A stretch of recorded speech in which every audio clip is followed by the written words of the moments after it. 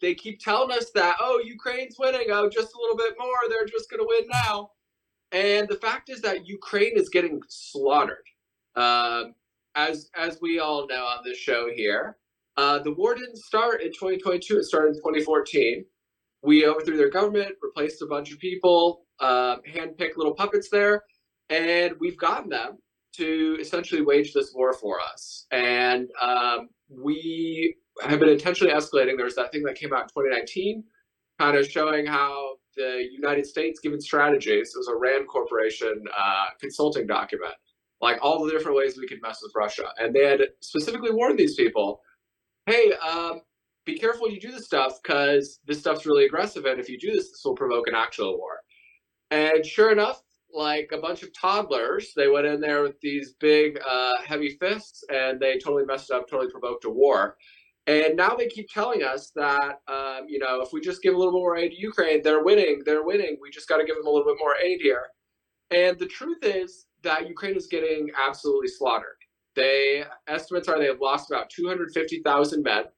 They have about 400,000 wounded, like unable to return to battle. Mm-hmm. And they're going around essentially grabbing young kids and old men and like dragging them off in this really aggressive draft here.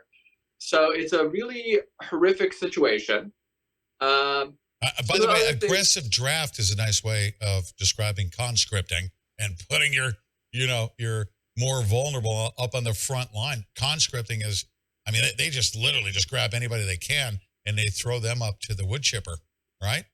The front line. Yep. I said aggressive drafting here. Yeah. So the problem, a lot of people think like, okay, I think a lot of people are starting to see maybe the story that we keep getting told in the media, the exact inverse of the truth. It's really starting to fall apart here. We keep having to send them money and weapons like every other week. We got Zelensky telling us about how we're going to have to fight.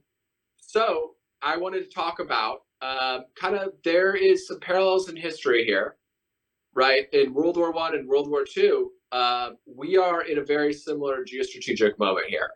And big part of that is our financial system is collapsing. I don't know if you guys saw, there was 1.7 trillion on unrealized losses on these banks' balance sheets over here.